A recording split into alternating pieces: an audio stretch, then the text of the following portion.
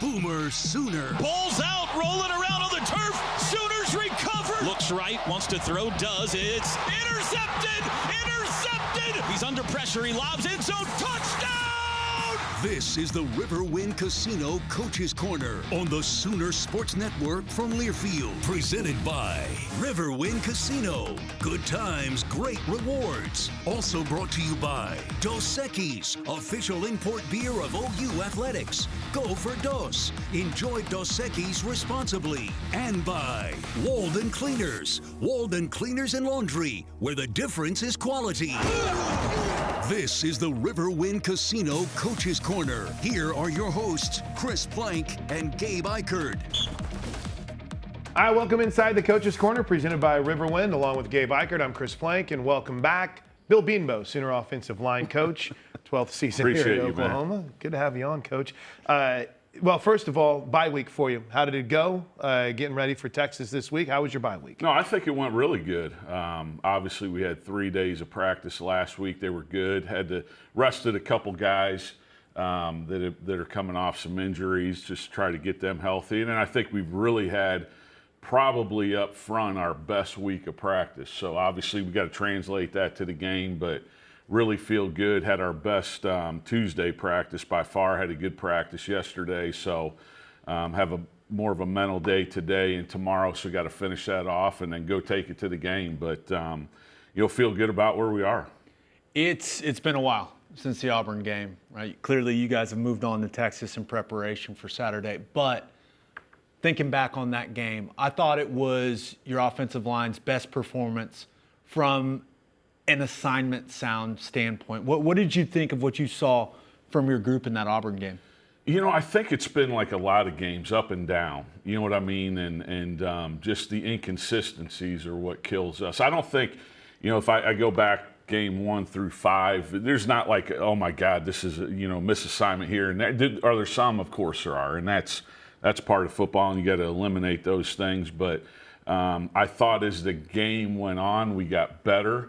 We were starting to run the ball better in the later part of the second half, so that's encouraging, and we have to. We've got to run the ball better. That's the most important thing, and obviously in every game, but especially this game. You know, you look back over history, and whoever runs the ball well, better wins, and obviously turnovers. So, you know, not turning the ball over, which we've done a decent job of, except for one game, and then, you know, obviously we got to run the ball better. That's the most important thing. You battled through a lot of injuries on that front, Coach Beanbo, but how important is it, how, I guess, good is it to see this group, these 5 guys, be able to stay healthy for the last couple of weeks and getting ready for Saturday? Yeah, well, I don't know if they're healthy, but they're going to play. You know what I mean? And healthy-ish. Yeah, you're going to have 5 guys, and are they healthier than what they were against Auburn? Of course they are. You got some rest and you know, all those things, but. You know, yeah, continuity is a huge deal. You know, it really is. And guys working together and communicating and trusting, and, you know, you're not having to start, you know, whatever it is, 5 different, you know, units in 5 games. So, yeah, that's going to be, I really feel, a plus as we continue through the season. And it's just about constantly working. They're tough kids. They're working hard. They're playing through a lot. That's just part of football. But, you know, proud of what they're doing and really excited for Saturday. You mentioned the communication. I thought having to go to Auburn and communicate in that environment, I thought that was invaluable experience for what this group is going to see in the Cotton Bowl on Saturday. How'd you feel your guys handled all that? And I was really impressed with how Mike Hawkins handled it as well. No, I thought it was really good. I was worried about that. I really was, you know.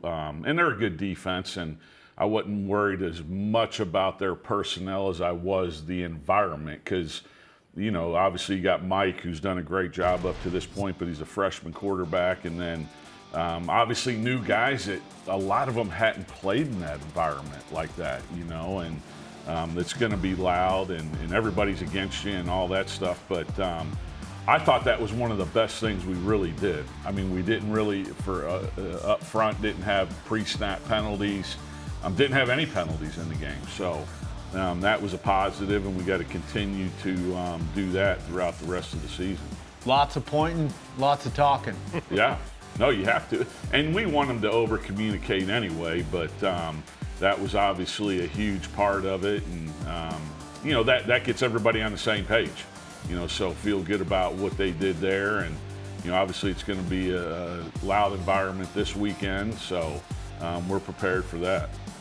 We're watching highlights of Michael Hawkins for those on the radio side, but you mentioned getting the running game going. That also includes Michael Hawkins, who's been impressive running the football. What have you seen from him as a runner? Yeah, no, obviously you saw it right there, and we're going to have to, use him in ways. You got to be careful, you know what I mean, and you don't want to overdo it, but you got to win games, and however you have to, we're going to have to win games a little bit differently this year than we have in the past. That's just reality, and that's fine. You know what I mean? All I care about is finding a way to win. That's it. And it's going to be tough every week. And, just like this game, everybody counted us out. The guys believed. They kept fighting. Obviously, we got a huge play from Kip Lewis. We got a big play down the field right here, as you're seeing.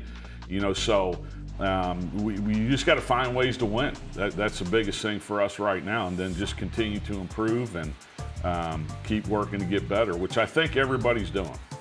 Talk about your offensive line. Talk about some of these individuals. As soon as you walked in the studio, we started bragging about Michael Tarquin. He came on our pregame show last week and was fantastic. Probably not the most ballyhooed or hyped guy coming out of the portal. Tony Boselli is his father-in-law, but he's been impressive, man, since he stepped on campus. It's like you plugged him in at left, and he's played some right, and he's just been consistent. Yeah, he is. He's a consistent guy. He comes to work. And the thing I like about all these guys, and the thing I appreciate, and Gabe knows this more than anything, is toughness, and that's – and I, they're all tough, man. They're fighting through things. Is it perfect? Is it good? No, but they're tough dudes, and that is going to overcome a lot of deficiencies that you have. Every guy's hurt, every single one of them, in some way, and that's part of football too. And this isn't like making excuses, but it's reality. So I love the toughness of this group, and they just come to work. And they battle and they work hard and they can take hard coaching and they understand how to what they have to get better at, and they're working on doing it. It's been interesting seeing now getting your 5 guys out there on the field that I think you envisioned starting the season with. We got to see it against Auburn. How do you feel Jacob Sexton is performing at guard, right? More of a tackle type body, but to get your best 5 on the field, you got him playing left guard. Yeah, and he's doing a good job. He's got to continue to get better, and again, he's a guy that's played left tackle, right tackle, left guard. He's played some right guard. The only thing he hadn't played is center. And I'm not saying in a game, but in practice. You should do it just so he can check it off the bingo card. No, we may have to, the way things are going. But, he's done a good job. Just continue to improve and continue to get better. And, like we've talked about with the whole group, you take the bye week and what do we have to get better at individually and what do you have to get better at as a group. And they've been working really hard to get to that point. But they all have to play at a higher level. And I got to coach them better. That's where everything starts. And but they're working for it. And that's all I can ask, is just to continue to work day by day. Don't worry about tomorrow. Do the best you can today. And then when tomorrow comes, we'll face that. And that's what they've done a pretty good job of. We'll talk about that right side of the offensive line when we come back. But before we grab our first break, the center position has been beat up by injuries. Right? You saw Garrett Hatchett go. You want to talk about tough guys. That first game against Temple, unreal. Saw Joshua Bates battle. And now it seems like Branson Hickman is starting to get a little bit healthier and playing a little better. What have you seen from his development so far? Same thing is again, he's like everybody, just continue to improve. That's the biggest thing. And he's got to get healthy too. He's he's getting more healthy, if that's a word, but, he's healthier. We'll obviously see here on Saturday. Yeah, it's going to be a fun one. Oklahoma and Texas will start to preview the Texas defense when we come back and look at Jake Taylor, Fabechi Wiwu, and some of those young guys on the offensive line as we get set for the Red River rivalry inside the Coach's Corner. Stick around. Coach's Corner is brought to you by Bud Light. Easy to drink, easy to enjoy. Riverwind Casino. Good times, great rewards. Orthodontics Exclusively is a proud sponsor of the Junior Captain of the Game. Junior Captain is the ultimate fan experience for children 6 to 12. Bob Moore Ford is proud to honor service members through the Patriot of the Game, Chick-fil-A.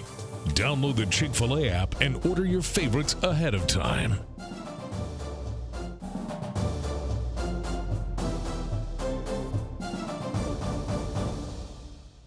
All right, final segment with Bill Bedenbaugh here inside the Coach's Corner, presented by Riverwind, along with Gabe Ikard. I'm Chris Plank. Coach, we talked about Michael Tarquin and Jacob Sexton a little bit at center.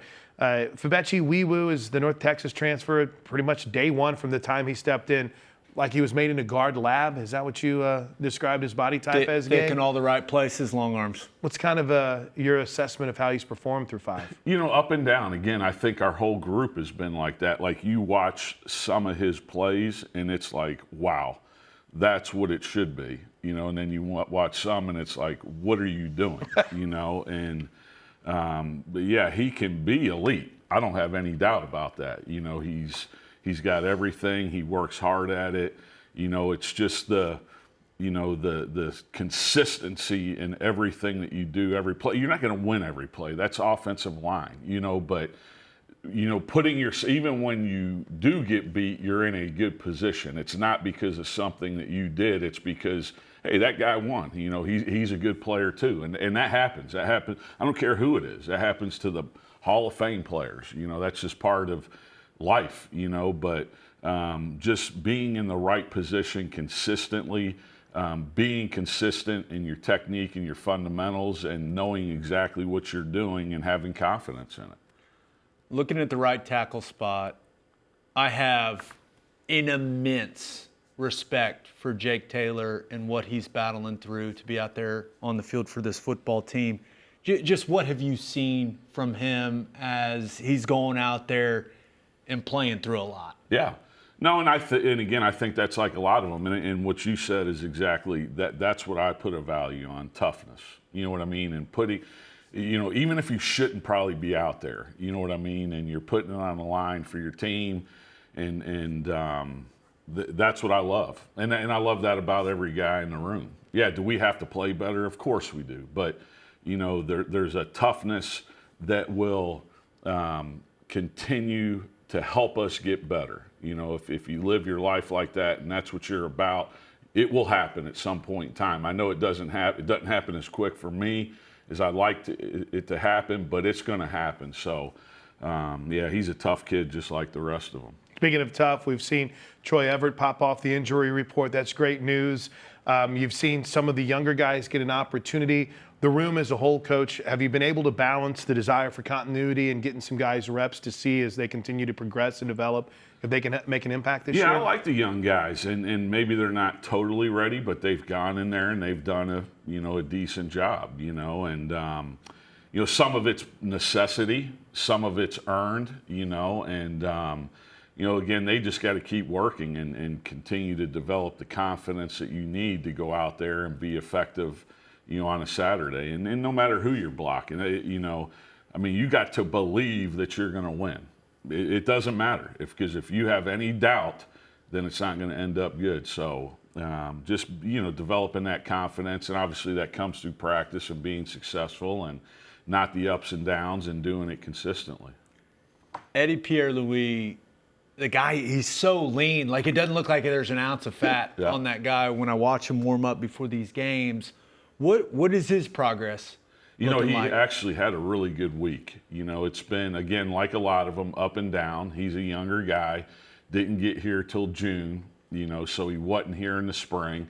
I think, obviously, if he had gotten here earlier, he'd probably be in a little bit better position to play. But, again, it's just learning, the offense, the fundamentals, the techniques, and it's obviously a lot different than high school where, you're the best guy on the field. And you can get away with a lot of things that just aren't going to work here, and then learning those things and obviously learning the system and not thinking. And when you hear a play against a certain front, you know exactly what to do. But I really like this week he started just to play fast, and not overthink and just go play. And, yeah, you're going to make mistakes, and I'm going to fix those. Don't overthink things. Just go play fast and physical, and then you'll get to where you want to be.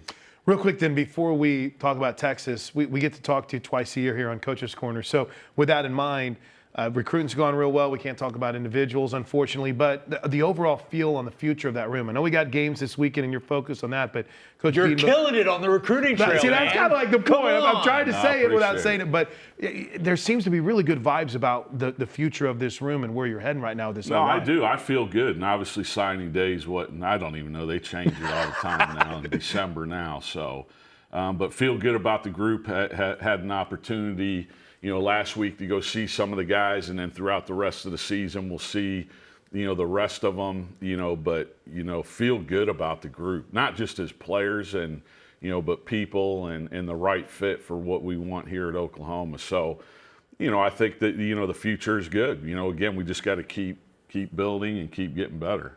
Now let's talk Texas Longhorns Saturday, 2:30 kick, kind of unique, so many early starts. Overall, as you've started to assess this Texas defense, what have you seen from Pete Kwiatkowski's crew? Yeah, they're the same that they've been. They're big. They're experienced. They have a bunch of dudes that have played. Even though they lost a couple starters up the middle, all those guys are, have played a bunch. So, obviously a solid defense. You see the numbers. It's going to be a huge challenge, but. I feel like our guys are ready for the challenge. They understand the challenge. They understand what this game means. It's not just another game. Obviously, in some sense it is, but it's not. This will be, I think, my 13th time playing Texas, and, it's the best game in college football, bar none. Probably not even close. So, it's always one that I look forward to and the players look forward to. So excited for Saturday. You have a bunch of new guys that have never been a part of this game. They're going to be out there on the field for you.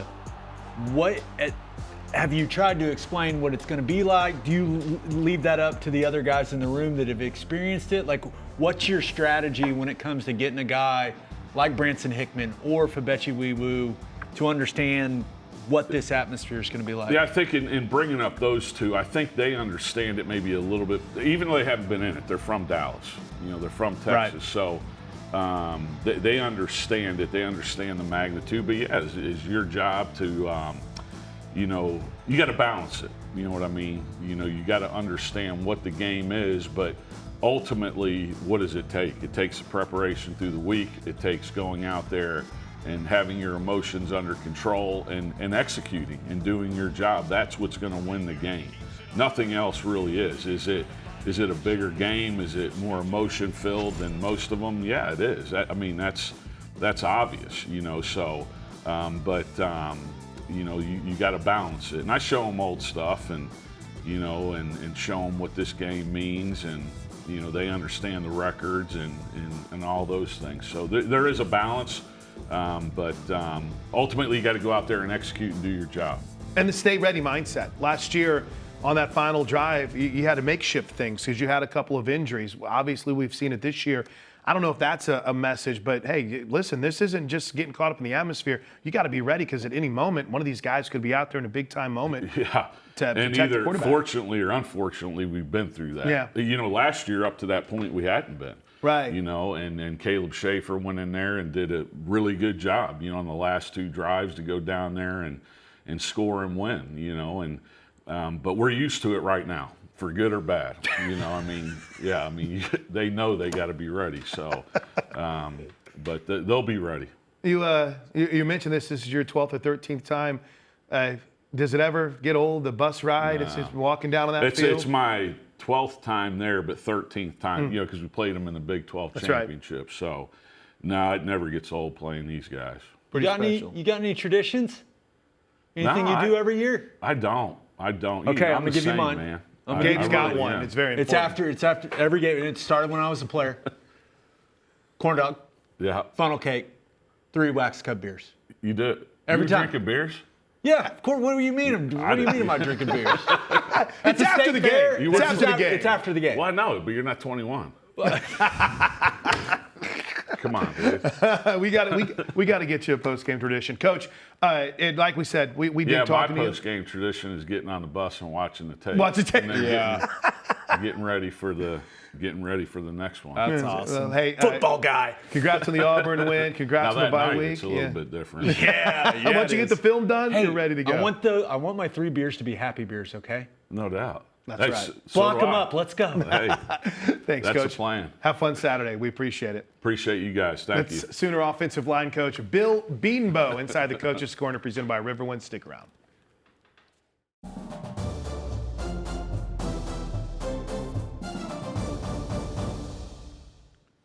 All right, welcome back inside the Coach's Corner this week. Something a little different. We spent some time with Bill Beanbo. Now we get a chance to meet and get to know senior offensive analyst Jack Lowry. Coach, welcome. Thank you for having me. Inside the I'm Coach's excited. Corner, man. Yeah. No, I have so many questions. right. But here's what's funny about it. We have constantly said, because coaches have a lot of responsibilities, you look at the rosters now at Soonersports.com, and there's offensive analysts, senior analysts, there's tons of roles. Like, let's get to know some of these guys. So here's our first opportunity to do so, Gabe. Let's start here. We're going to go with the basics. Where are you from? From California. I played high school football at Mater Dei. So I've heard of that. Yeah.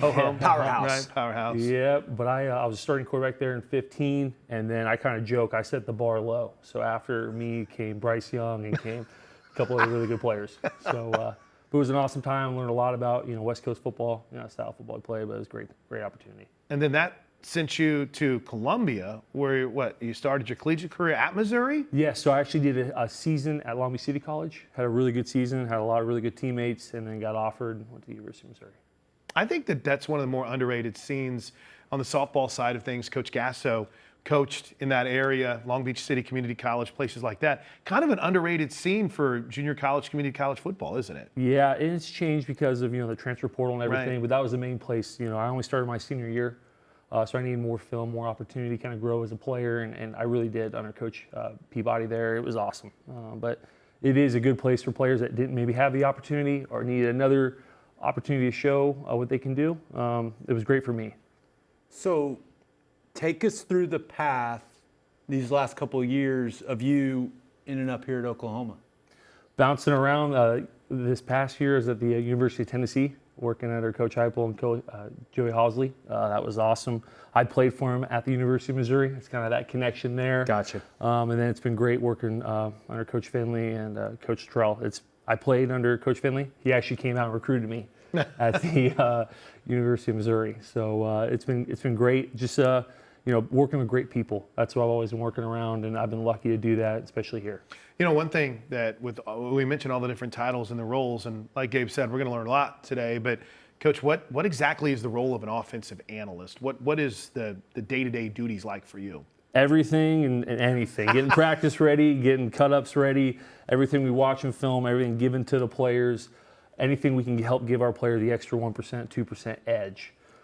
Making our full-time coach's job just a little bit easier, facilitating anything, scout team cards. There's so much that goes into a scout team. Oh, the scout team cards. A lot of Sharpie. Yeah, making sure the looks are right and everything, and the scout team, we're using the same language that our defense uses, from translating in our terms, but anything and everything. Looking at your experience as a quarterback, how does that translate in your mind to your role as an analyst? I've been extremely lucky to play in this system that we run here, so I know the verbiage, and playing the position and seeing, okay, hey, I know when I made those mistakes, right, and kind of giving the firsthand knowledge of it. But it's been great knowing the language and playing in it and seeing it evolve over the years. But exactly the fundamentals and everything, it's been great to see. So were you an analyst last year at Yes, Tennessee? I was. Mm-hmm. Big change now. Because now you can, with the new rules, the analysts can coach. There's no longer the limit on what you guys can do on game day or on the practice field. Like, how much more fun has that been? That's been awesome. Being able to do something at practice instead of just standing there holding cards, and it's not fun standing there. You're getting moving, getting a sweat in. Practice is the best part of the week, best part of the day. For sure, going out there. So getting that opportunity to go and coach and be hands-on, it's awesome. Joe C. always says it takes a village. Now, he might be joking about the amount of people that Gabe and I have on the radio crew with us, with Toby Rowland. Biggest radio crew in America. But it takes a village behind the scenes, too. So, Coach Lowry, in addition to kind of your role, I mean, you see it. It's a grind with people that work long hours, hard hours, to make sure that this team is prepared, not just on the scout cards, but nutrition side, on the strength side. You see that probably more than anyone, don't you? 100%. I love that you say that it takes a village just to get a player to get out there and go play and play at a high level. Everybody from our nutrition staff, from our sports science staff, it really does. We have staff meetings twice a week, and you see how many people pour into our players. It's very impressive. It sounds like you've been a lot of places on your coaching journey and even on your journey as a player. Has anything really stood out to you about Oklahoma and maybe why this place has had the amount of success that it's had? Oh, the history, it's second to none. I mean, I love just walking through our building, see how much success just on the walls. It's a mentality of, even though they've had so much prior success, even recent success, that doesn't mean it's going to pay over in today. So I love seeing that. It's a very blue-collar mindset. The players that we recruit, the mindset, especially with the quarterback room we have, such young players, but how well-spoken they are, how driven they are, their expectations for themselves, it's been very impressive. We're going to talk about the roster, the guys that you work with, and getting more in depth on how to match up against Texas. But you did coach in the SEC last year. And then let's see, Missouri would have been in the SEC when you played there, too? Yes. Mm-hmm. So how has that kind of helped you in preparing some of the guys who maybe didn't have that experience and the week-to-week nature of the challenge that's there in the SEC? What's that step up been like, and how have you seen this staff and this program handle it? Handling it really well. And I know the one thing, just playing in it is a different style of football that everyone's been talking about, maybe different than other conferences. But every game, it's going down to the wire. You guys saw our game down there in Auburn. And you got to always believe till the clock strikes zero. That's the biggest thing. Every game should be the last two possessions, one possession, and that's what makes it exciting. You're working with the quarterbacks, but you're also working closely with Joe Jon Finley and Seth Littrell. Seth Littrell he is one of my favorite people on the planet. What has it been like working with Coach Littrell, who is a coach that has been, he's done a lot in his career. Yeah, and that's a great point. He has a wealth of knowledge. You just sit there and you'll watch one play, and he can tell you about the 6 different ways he's ran it, when he ran it. He's got a memory that's unlike anything you've ever seen. He knows exactly the detail, when they ran it, who they played against. He's just a wealth of knowledge, and he's the coolest guy. To work for. I'm extremely blessed to be around him and Coach Finley, just great people. And they make football easy. Along with yourself, Joe Jon, and Coach Littrell that you talked about, how collaborative is that effort, and how fun is it to be collaborating on putting together the game plan or preparing for the opponent? What's that work process like for you, Coach? It's been awesome to see the collaboration of it, especially in the off season. It's been great. Coach Finley being in this system as long as he has been, and Coach Littrell, they understand the language. Now, when you go your own places, you do a little different. So you bring it all together, and it's been awesome to see day in, day out. Well, this is your first Red River rivalry, right? Yes, it is. Yep. Are you prepared? Are you ready? I know you're ready on the X and O side, but there's the emotional and There's a lot that comes with this. There's game, a lot of juice. Oh, I know. Jack. What's kind of been your mindset heading into it, just from a personal perspective? You got to be on top of it. Unlike any other game, I just know the atmosphere. Talking about for the players, they can't make it bigger than it is, but I know this means a lot to the whole state and everybody else. I'm extremely excited. I did play Texas once in a bowl game. There you go. Back in 2017. So I have a little bit of history with the Longhorns, but I'm excited to see. I've heard so much about the rivalry. I grew up in St. Louis, so Jack probably took part in some of the Show Me Showdowns whenever Illinois would play Missouri. Growing up, that was the biggest thing in my world, Gabe. But obviously Oklahoma and Texas and trumps it. So when we come back, let's talk a little bit about what we've seen from Texas defensively. And Jack Lowry, senior offensive analyst, has worked a lot with the quarterbacks. So we'll get his take on the progression and development of Michael Hawkins Jr. as we count down to OU Texas inside the Coach's Corner.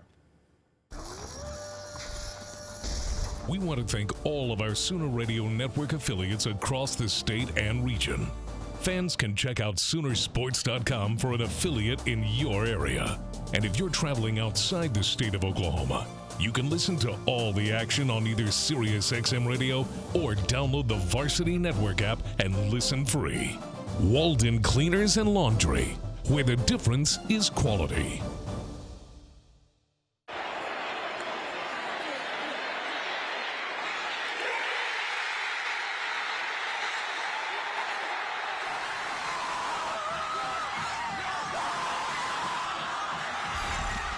The game-winning touchdown pass to Nick Anderson last year, that final drive that led to the Oklahoma upset win over Texas. Again, we're counting down to OU and Texas, the Red River rivalry in Coach's Corner. Fun fact about that play. Go ahead. Interesting fact. I saw Joe Masada from the Oklahoman. Nobody that was on the field on that play will be on the field on Saturday for OU. How about that?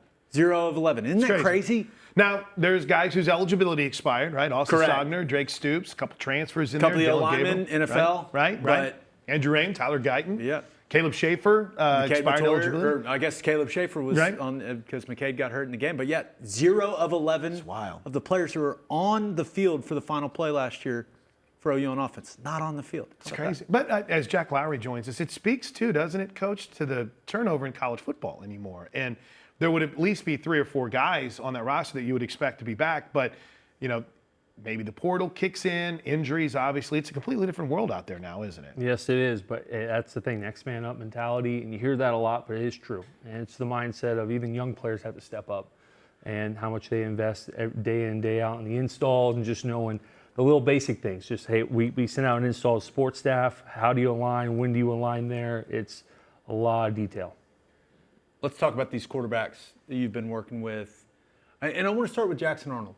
He clearly did not get off to the type of start he wanted to this season. How have you seen Jackson handle the adversity that's been thrown his way this year? It's been extremely impressive. He is, I'm proud to be around him. The man he is, how he carries himself, the work ethic he has, he's handled everything with grace. You know, it's definitely, he's disappointed, I think, at times, but he handles it well, and I'm lucky to coach him. He's a great player, great teammate. Kids respect the heck out of him. Seems like he's got a pretty good head on his shoulders. Yes, he does. We had a chance to talk to him a lot in the preseason, and like you mentioned, it's got to be frustrating. But in that same vein, when I hear you say this, I mean, Coach, that fires me up as a fan, right? To just know that that's been his mindset going forward. It should for everyone. And it hasn't changed the way he prepares. He's in there watching film hours a day. He's in there getting extra treatment.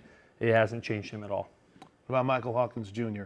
Called upon in a big moment, that Tennessee game, gets a start on the road in SEC play in a hostile environment, and he'll make history on Saturday, becoming the first ever true freshman Oklahoma quarterback to start in the OU Texas game. Let's just talk about his toughness. We're watching some of the plays here. The kid, he's going to do whatever it takes to try to get that extra yard. There's not a lot of fear in this guy, is there? No, he sells out. He's a different person on game day. I've people have said he's got a lion in him. He has a tremendous amount of poise, and he plays extremely hard. He's got great feel for the game. What has his development process been like that you've seen since he got on campus? Because I feel like early on, once spring ball was going, everyone was starting to talk about just how polished he was already as a freshman. Yes, and he's such a quick learner, right? There was times he'd make a mistake. He rarely made the same mistake twice. And you hear that a lot in football players, but he always continues to grow in stacked days. He never went backwards. It's his mindset. It's, you know, for every player, it's how you approach each day and how you handle adversity. And he's always attacked it head on, and, you know, he just wants to continue to get better and be his best. What's that balance like? Because I said a reckless abandon. We've seen him leap for the end zone twice between going all out, but also it's okay to slide every now and then. What's that balance been like for you in coaching kind of points for him? 100%, right? When you need to get the first down, when it's situational football, you got to get the first down and do what you need to. Obviously, you want to protect yourself, but there's times where you don't need to take hits, right? But there's other opportunities where Mike needs to be Mike, and you guys have seen all the special things he's done there on game day. So there's a fine balance to that. Do you think his ability to run, the athleticism he has, do you think it's kind of skewed the way that he's talked about? Because from what I've seen, I mean, the guy can absolutely rip it from the pocket when he needs to. Do you think he's talked about kind of as this just mobile guy just because he's got that athleticism? 100%, you are correct. He has grown since the moment he stepped on campus, how he plays within the pocket, He's a great drop back passer. He grows. I just see him the past couple weeks, and he's sack days like I've talked about. But yeah, he can do it all. He's not just a runner. Obviously, the wow plays of him running 70 yards and doing flips, that excites people. But dropping back, throwing the football is definitely a strength of his too. What's the conversation like amongst the staff about, hey, getting him more involved in the run game, but also you want to protect your starting quarterback? Like, what's the balance there? Definitely is a balance. Now it just depends on what exactly we need out of certain formations, right? It's all on down distance and things like that. But definitely you got to do what you need to do to win. So, Jack Lowry, senior offensive analyst, joins us. We're talking about not just Michael Hawkins and Jackson Arnold, but there's a third quarterback, Casey Thompson, veteran guy. What's it like having that veteran dude in that group, in that room? Very, very intelligent. Has played for a lot of different teams, a lot of different systems. I always joke with him, we do things certain ways, and then he goes, I've done it this way, I've done it that way. And I'm like, okay, it's like the way you did it there. He's played a lot of ball, and it's helped our whole room grow. He is a great addition to our room. And I remember him as a recruit a handful of years ago. I know he's just right down the road, but our whole room, man, great kids. Yeah, you guys are probably pretty close to the same age. Yeah, I think so. Has Venables and Zach Alley kidnapped him over the last couple of weeks? Trying to tap into some of that knowledge from Sarkisian's system. I don't really leave the staff room. I'm constantly in there. Like Venables, you're coming. Come with me. We got 2 minutes left, so let's spend 2 minutes on Texas and what you've seen from them defensively. We talked to Bill Beanbo last segment, but what have you seen from this Texas defense? Oh, they play a certain style of ball that they are really well trained in what they do. They're really good players all across the board at all levels. From the D-line, linebackers, secondary, and they know exactly what they're doing. It's really hard to catch them off guard. It's interesting how simple they've kept things on defense. Do you think that's just a product of them feeling really good about their personnel and about those guys just winning their battles and making plays? Yeah, I think, when you keep it more simple, you can always go out and react as a player to when you're more multiple. I think they've done a really good job in their defensive style. Is there anything that can be taken from last year? Or, it's because game plans always adjust and evolve, right? Much you can take from last year? Yeah, and it's all about your personnel you have now, right? Who's at what position, and everything changes based on the people, right? You're not playing teams of the last season. You're not playing the logo. You're playing players, right? That's always something you got to look at. Yeah, that's always unique. Hey, Jack Lowry, you're crushing, man. Thanks for the Appreciate time. We really it, guys. appreciate it. Great job. Let's go. Good luck. Enjoy your first ever Red River rivalry. It's going to be a blast. I'm excited. Gabe and I'll put a wrap on Coach's Corner, presented by Riverwind. Stick around.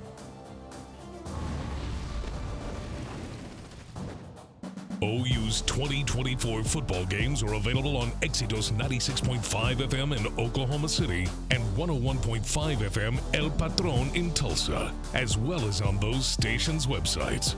Each OU Spanish broadcast will feature a 30-minute pregame show and a 15-minute postgame show. The Sooner Sports Podcast is your all-access audio pass to Sooner Sports. Listen as Toby Rowland and Chris Plank talk all things Sooners. New episodes drop every day. Log on to Soonersports.com/podcast or search Sooner Sports Podcast in your favorite podcast provider. Presented by Allstate and Riverwind Casino. Thank you to our cornerstone television partners, OU Health, OG&E, Fowler Auto Group, and Coca-Cola.